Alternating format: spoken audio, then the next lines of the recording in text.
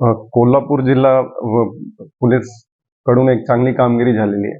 गांधीनगरचा एक गुन्हा होता ज्यांच्यामध्ये जवळपास 1,90,00,000ची कॅश जी आहे बॅगमधून पार्किंगमध्ये गाडी लावली होती. त्यांच्यामधून बॅगमधून पैसे काढण्यात आले होते. त्यासाठी गांधीनगर पोलीस स्टेशनमध्ये चोरीचा गुन्हा दाखल करण्यात आला.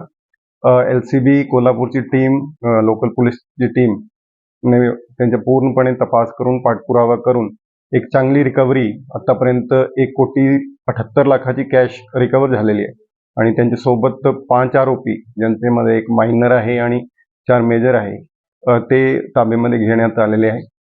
सोबत 2 गाडी आणि 3 मोबाईल सुद्धा जप्ती करण्यात आलेले आहे. पुढची पण कारवाई चालू आहे. पुढचं जे शिल्लकची रक्कम आहे 10-12 लाखाची, त्यांचा पण पाठपुरावा चालू आहे. तर गुन्ह्यामध्ये 90% वरची रिकव्हरी झालेली आहे आणि सगळे आरोपी LCBची टीमने, लोकल पोलीस स्टेशनची टीमने दिवस-रात्री एक करून सगळ्यांनी चांगली कामगिरी केलेली आहे.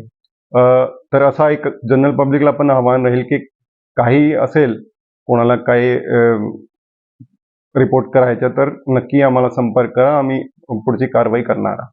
तर मोडच कशी होती? त्यापैकी एक आरोपी जे आहे ते फिर्यादीकडे कामाला होते. त्यांना सगळं माहीत होतं, म्हणजे कुठून कॅश येतात, कसं येतात. तर त्यांनी त्यांच्या मित्रासोबत करून ते 2-3 महिन्यापासून ते प्लॅनिंग करून ते काम केलेलं आहे. चैनीसाठी करत होते की कोण कर्जबाजारी वगैरे?